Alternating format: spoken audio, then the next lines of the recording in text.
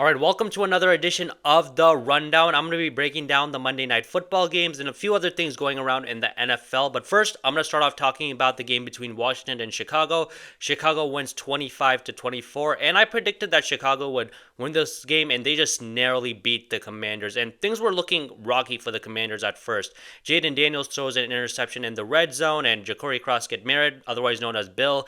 He fumbled, and Chicago went up 13-0. And honestly, when Chicago went up 13-0, I still wasn't convinced that they would absolutely win this game just because Washington has Jaden Daniels, and when Jaden Daniels is on your team, you have a chance of coming back, and he absolutely did bounce back. Second quarter, he gets a touchdown drive going, and he throws a bomb to Chris Moore, and that cuts the lead down from 13-7. And later in the game, Washington takes a 17-16 lead. He throws a bomb to Luke McCaffrey. He's just wide open. And he wasn't just throwing the ball well, he was also using his legs. And that's one of the great things about Jaden Daniels. Like many other quarterbacks, it's not just he's a threat from his arm. He can also use his legs very, very well when you aren't able to get anything going. And it really looked like Washington was going to pull this game out. They were up 24-16 in the fourth quarter, but then the tide started to turn a little bit. DeAndre Swift is able to get a 55-yard touchdown because of a missed tackle from Quan Martin, and all of a sudden it's 22-24. And unfortunately for Chicago, or not unfortunately for them because they won the game anyways, but Caleb Williams missed Kyle Mongai in the flat. That would have tied the game up. And just not that play in particular, but it just still seems like Caleb has accuracy issues here and there, but it does seem like he's getting better under Ben Johnson. And Washington has the ball with 6 minutes left, and if they get a field goal, they can be up 27-22, and Chicago has to score a touchdown to win, or if Washington scores a touchdown, the game is practically over. And Washington is doing a good job of moving the ball, but then they make a crucial mistake.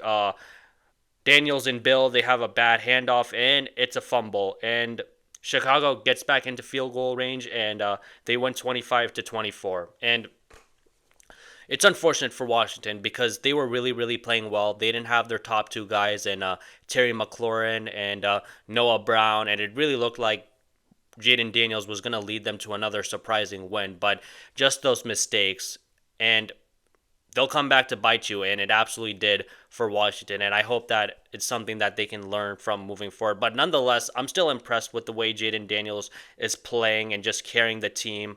They have a thin wide receiver room, so for him to still throw the ball very, very well and just get this team in position to win is nothing less than impressive. And his advanced numbers this season haven't been great. If you look at his EPA stuff, EPA per game is 6.21. That's 15th out of 35th qualifying for QBs. His EPA per play is 0.2. Total EPA is 24.84. And I'm not a hater of advanced numbers, but I just don't believe in them in this instance because I still think that Jaden Daniels is having a phenomenal season. And just watching the games he's playing, it really looks like he's just carrying this team on his back. And if it was any other quarterback or like any like mid quarterback, this team would be absolutely screwed. But since they have Jaden Daniels, they're still in position to win. So I don't care about what the advanced numbers have to say in this regard. Chicago, on the other hand, good win for them. Caleb Williams, he played pretty solid, didn't turn the ball over, and he played mistake-free football, and Washington didn't play mistake-free football, and because Caleb and the offense were able to play mistake-free football, they were in position to get the dub, and they did. And playing smart, free, controlled football is the best way to win in the NFL, and if you're able to do that, you're going to be in position to win a lot of games, and I think Chicago should be able to get more wins on the season, especially since Caleb Williams is building in Ben Johnson's system, and you can see that he's absolutely getting better. Now I want to talk about the other Monday Night Football game, and the Falcons won that one 24-14. I would have thought that the Bills would bounce back after that loss to the Pats, but it seems like the Bills have more issues than I thought they did. You could see that the Falcons' offensive game plan was to just throw the ball to Drake London and let Bijan Robinson run the rock. And it certainly worked in the first half as they scored 21 points. But I honestly thought that Atlanta was going to blow this game, and it really looked like at the end of the second half they were going to. About 2 minutes left in the second quarter. It's 4th and 3 at Buffalo's 33. Atlanta has the ball. They're up 21-7, and Atlanta goes for it, and they miss. And it would have been a 50-yard field goal if they decided not to go for it on fourth down, but I guess I get it. 50-yard field goals certainly aren't a guaranteed sometimes, and you want to go for the kill shot, so I don't mind Atlanta being aggressive on that play. But Buffalo has all their timeouts, and they can certainly get a touchdown. Be down 14-21 going into the third quarter. They get the ball back, and they can tie the game up, and they can certainly make things interesting. But they weren't able to do anything. They went 3-and-out, and the Falcons get the ball back with about a minute 12, and they had to punt with 21 seconds left. They can't get anything going, and the Bills get the ball at their own 31-yard line, and you're thinking, okay, you can definitely make something happen. You have a timeout left, but then Josh throws an interception. And then the Falcons get the ball at Buffalo's 49-yard line with about 10 seconds left. Michael Penix makes a nice 9-yard throw to Drake London. And with about 6 seconds left, I guess the plan was just get a few more yards, kick a field goal, and go up 24-14 going into the second half. But then Drake London, he breaks free, doesn't go down, and just decides to go for the touchdown. Unfortunately, his foot stepped out of bounds, so the Bills were saved, only being down 14 and not giving up any points. And honestly, I don't mind Drake London going for it, because when you have a chance to get a touchdown, you got to go for it. You go up 28-7, that probably does it. So again, I don't mind him being aggressive and just going for the kill shot. When you have an opening like that, you got to go for it. And if he didn't go for it and Atlanta just kicked the field goal, people would have been like, oh, he was wide open for a touchdown. Why didn't he just go for it? So not really mad at Drake London for doing that. The Bills, they had their chances in the second half to pull this one out.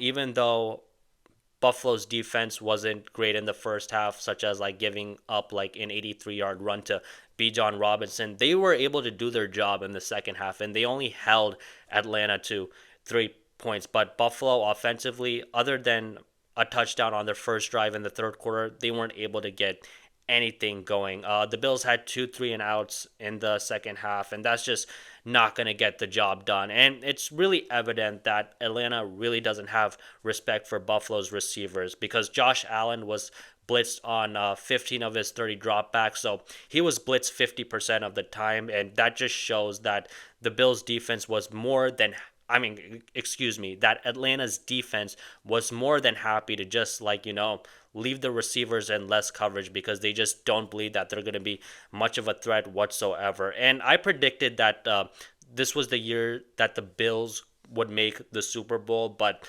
unless they get more threat on the perimeter, it's going to be really, really hard. I'm not ready to back out yet, but they got to just get more receiving threats on the perimeter.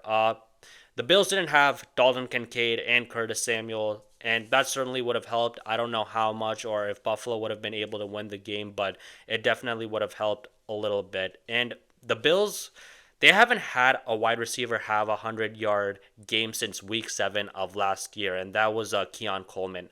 Dalton Kincaid had a 100-yard game last week, but again, he's a tight end. And I don't know if there's a trade out there or not, but I think Brandon Beane, the Bills general manager, he should really be making phone calls around the league and seeing if any wide receiver is available that can be a threat on the perimeter and can take the top off the defense.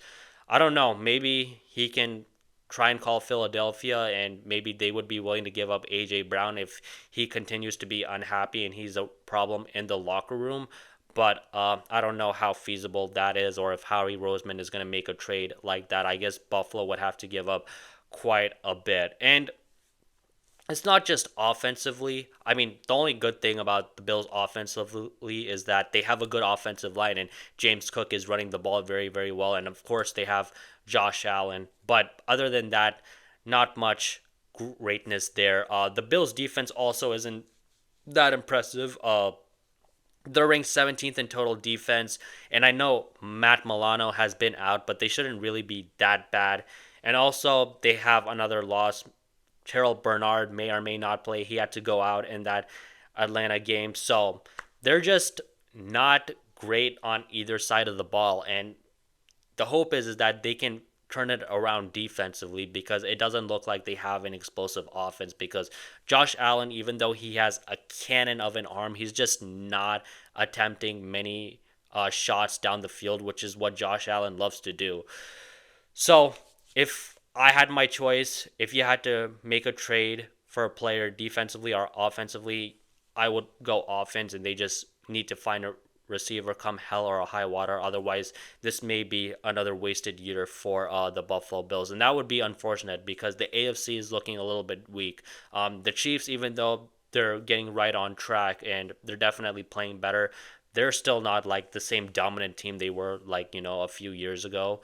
And the Chargers, they have their own issues with the O line and whatnot. Indianapolis is pretty good, and they're 5-1, but I don't trust Daniel Jones in the playoffs, at least not yet. I think that will come rear its ugly head in the postseason. The Steelers, again, same old Steelers. They'll have a winning record in the regular season. They're 5-1 right now. I predict, kind of like last year, they'll be great, and then they'll fall off towards the end of the regular season and be one and done in the playoffs. And the Bills have gotten kind of cock blocked by the Chiefs to making the Super Bowl the past years. And if they can make it to the Super Bowl this year, I don't know. It's just, I'm seriously going to wonder if they're ever going to have their shot. I mean, Josh Allen is still very, very young, but it's still crazy that if this year they can make it through, I don't know when it'll happen, but maybe I'm being a little bit too harsh. But Atlanta, on the other side, kudos to them. Michael Penix, he looked pretty solid, 20 of 32, 252 yards, pretty solid. Too much Drake London for my liking. I would like him to spread the ball out a little bit more, but whatever. Drake London is a phenomenal receiver, and I'm really impressed that Michael Penix is bouncing back. He had that rough game against Carolina where it looked like the offensive coordinator, Zach Robinson, was going to get fired. He comes down to the field, and I'm thinking, I really don't know if that's going to fix things. Well, it looks like it fixed some things because Michael Penix is playing a lot better, and he's bouncing back after that terrible loss against Carolina. And I hope that he's able to continue it for against San Francisco on Sunday Night Football. So we shall see. And the fact that he was able to beat two good teams in Washington, even though they were playing their backup quarterback in Marcus Mariota, and Buffalo, who has been in the playoffs a lot and has made deep postseason runs and have a great quarterback in Josh Allen, who's the reigning league MVP, is still pretty good for a young team. So kudos to them. Now, the third thing I want to talk about is the Tennessee Titans. They fired their head coach. They fired Brian Callahan, and now Mike McCoy is the interim head coach. And I figured that this would happen before the season started.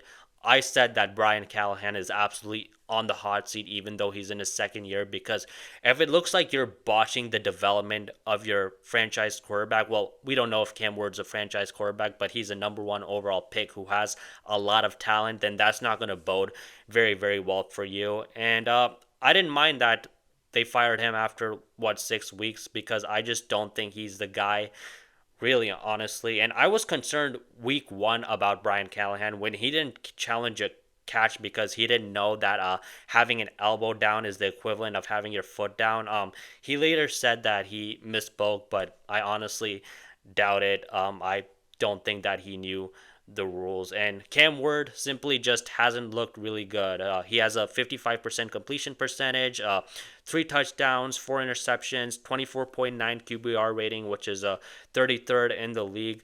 I still believe in him. He still has a lot of talent, and he's making like some decent throws. I think he probably needs to learn to take the layups more instead of taking the downfield shot. But again, he's a rookie. But I'm wondering if Cam Ward is going to get Matthew Stafford, where he's just under a bad organization, and he's just.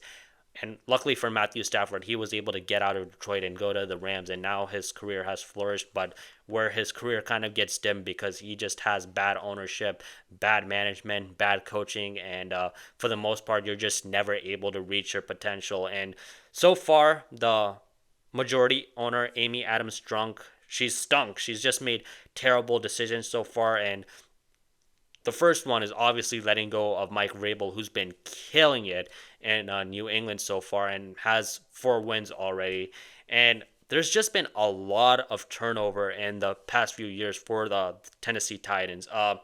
December of 2022, the GM John Robinson gets fired. January of 2023, Ron Carthon gets hired as GM. Uh, January 2024, Mike Vrabel gets fired.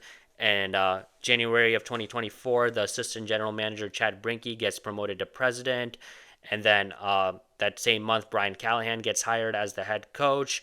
And then the next year of January 2025, GM Ron Carthon gets fired. And now, October of 2025, Brian Callahan gets fired. And with that much instability, nobody can succeed. Absolutely nobody. And she didn't even have the decency to show up to the press conference to like address her firing Brian Callahan or making the decision to fire him. And I got to give Robert Kraft credit for this. When he fired Gerard Mayo after a year after he touted him as the next great Patriots coach, and him saying that, like, he had an inclination and he knew 5 years in advance that Gerard Mayo was going to be the guy. He showed up to the press conference and, he owned up that he made a mistake in hiring Gerard Mayo and that Mayo probably wasn't ready to be a head coach. And I hope she does something at the end of the season where she has a press conference or where she can answer media questions, because if she doesn't, it just seems whack. I hated when owners just don't own up to their mistakes and they don't face the media and address, their mistakes and why their franchise isn't performing the way it needs to. It's just very, very annoying. The New York Knicks do this. When things are going well, everyone is up in front of the cameras, but when it's not, the general manager and the owner, they seem to hide, and I just think that it's very, very bad. And I think for the Titans, ideally you would want to hire an offensive minded coach, but I just think that they should look for a leader because there's a lot of change that needs to happen in Tennessee. And Jeffrey Simmons said something really damning last Sunday where he said they didn't have a good week of practice, and that's just a reflection of the head coach. And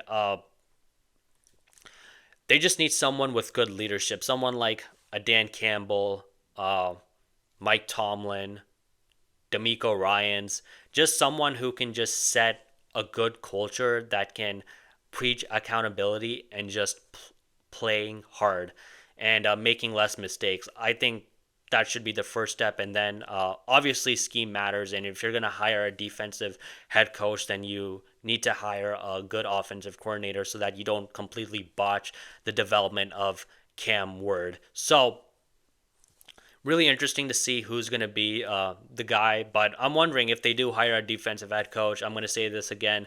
Mike McDaniel, who's probably going to get fired, I think he should be the number one guy on many head coaches' list to be their offensive coordinator. So we'll see what happens with that.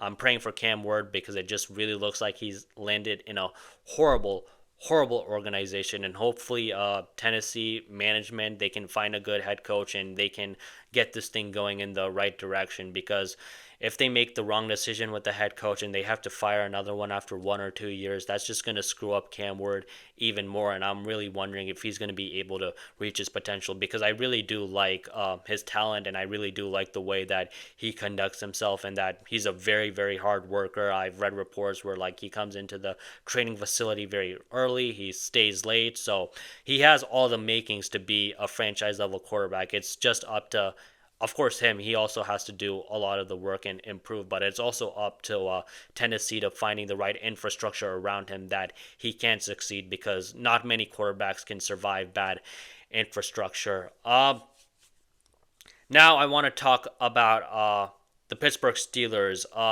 They're going to face the Cincinnati Bengals this Thursday, and Mike Tomlin had some interesting comments about Cleveland trading Flacco to Cincinnati. He said, to be honest, it was shocking to me. Andrew Berry must be a lot smarter than me or us, because it doesn't make sense to me to trade a quarterback that you think enough of to make your opening day starter to a division opponent that's hurting in that area. But that's just my personal feelings. Kind of shocked that he kind of said that, because Mike Tomlin is pretty PC for the most part when it comes to talking about opponents and whatnot, and he usually likes to give praise. So I guess this trade really offended him.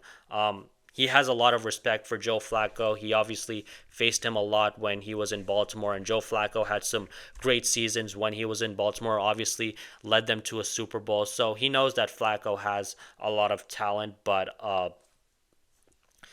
this Flacco is not the same Flacco like he was when he was in Baltimore. I think Flacco is pretty old and pretty washed, and I've criticized Cleveland's management a lot, particularly of them and how they treated Baker Mayfield and how they kind of let him go by the wayside and how they blamed him for a lot of things that went wrong when he played through a busted shoulder. But for this one, I really can't blame him.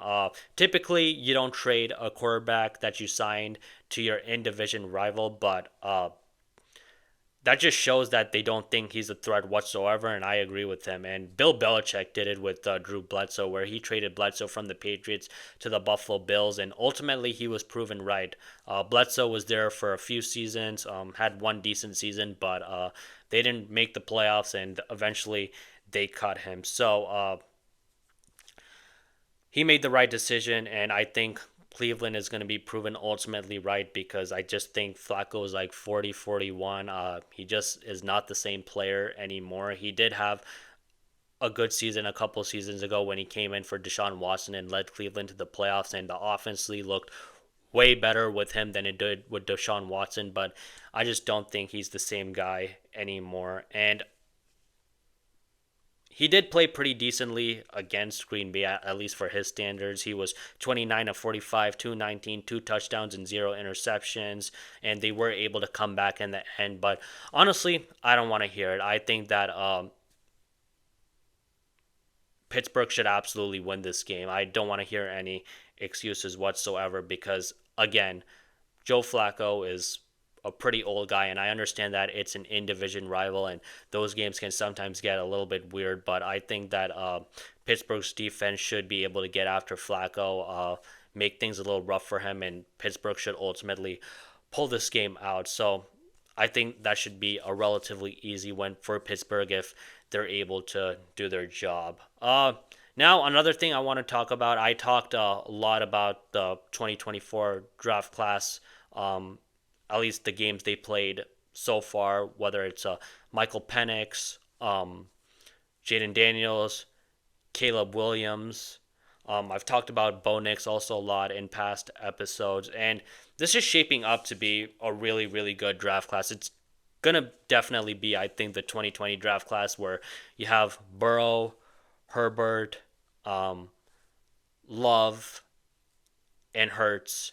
And I know Tua was also in that draft class, but I just don't know whether or not he's a franchise quarterback guy because I think if you're a franchise quarterback guy, your team isn't looking to move off of you. And I think if you gave Miami the option, they would absolutely get off of Tua's contract and they would absolutely find somebody else. And I know Jalen Hurts has his issues, but he's won a Super Bowl and he's been to a Super Bowl, so he's still pretty good even though he does have some limitations. And I don't know who's going to be the best quarterback in this draft class. It's still to be determined. I don't think anybody's story is written quite yet, but right now I would probably go Jaden Daniels, number one. I'd go Drake May, number two. I'd go Bo number three as of now, Caleb number four, Michael Penix number five, and JJ McCarthy number six. I can easily see Caleb Williams overtaking Bo. I'm just going to give Bo his respect because he's taken a team to the playoffs, but I think that Bo Nix is a lot closer to his ceiling than Caleb Williams is. I mean, I don't think that Bo Nix is a finished product by any means, but I just don't think there's a lot of room for him left to grow. Otherwise, for Caleb, there is a lot of room for him to grow. He does have a lot of physical talent, and he can definitely be one of the top quarterbacks in the league. Not sure if Bo Nix is going to be that guy, but he does have a good coach in Sean Payton, so who knows. I can also see Michael Penix overtaking Bo Nix. Absolutely, I still believe in Michael Penix for sure. JJ McCarthy, he's very clearly the last quarterback on the list. I don't know how much of a leash he's going to have because if he continues to stink it up. I know that's a little bit harsh considering the fact that he is kind of a rookie, but he just hasn't played well as of yet, and it just seems that he's a very, very raw guy, and I don't know if he's ever gonna reach the heights that the Minnesota Vikings want him to. And if he doesn't play well, they're gonna have to go back to Carson Wentz, Minnesota will, because they have a good team this year, and they just can't look at the other veterans in the locker room and say, sorry, we're going to have to go with the young kid because we drafted him, and not play a quarterback who seems to be more ready, even though Carson Wentz certainly has his limitations. And Drake May, he's been balling. New England 4-2 so far, may win the division. I was wrong when I said that New England doesn't have to make the playoffs this year and whatnot, but I think that they have a pretty good chance of making the playoffs this year, and it would kind of be a disappointment, if they didn't make the playoffs, considering they kind of have an easy schedule, and that Drake May has a lot of talent. He's big, can move, and has a rocket of an arm. It's kind of like a missile. He had a crazy throw to Stephon Diggs where he was on his own 23, and he throws it to the opposing team's 23-yard line. It was just a crazy throw. Um, he can also definitely be the best quarterback in the draft class. That's certainly not out of the question, and Ryan Poles should consider himself a freaking idiot for putting on Drake May's low lights and saying, oh, wow, this guy is horrible. This is the worst film that I've ever seen. I mean, that's just ridiculous, because you can put on any quarterback's low lights and they can absolutely look awful. And I still think Caleb Williams has a chance to be one of those top guys, but for Chicago to just blatantly be like, yeah, Caleb's our guy and we're not going to consider anybody else is absolutely ridiculous. And Jaden Daniels, again, I've talked ad nauseum about him. He's just smart. He's just so super composed, and so far he just gives me Burrow vibes in terms of just like being cool, calm, and collected under pressure. And obviously Mahomes can do that also. So yeah, we'll have to see. Caleb, it looks like his development is going to be a lot slower than Drake May and Jaden Daniels. I mean, Drake May also with Caleb has a new head coach, kind of had like a disaster last year, has a new head coach who's a defensive guy, has a new offensive coordinator, and he's balling. So him and Caleb are kind of in the same position. It's just that Caleb's development is going to be a lot slower, and it's going to take more time for him to pick things up. So he's got a shot, but I'm going to give Caleb Williams another season or so until I decide how good of a quarterback he can be. If in his third season he isn't out of the gates just balling out, I'm going to be very, very concerned on how good of a franchise quarterback Caleb Williams can be. But I don't think that'll happen. I just think he's going to get better and better under Ben Johnson. Michael Penix, he can throw a good ball also. It's just about being consistent for him week in and week out, and I think that he can also be a franchise guy. Yeah, that's about all I have for you guys. I will be back this Friday. I'll be breaking down the Thursday night game between Pittsburgh and Cincinnati, and I'll also be talking about some of the Sunday and Monday games. So, yeah, thank you. Please like and subscribe.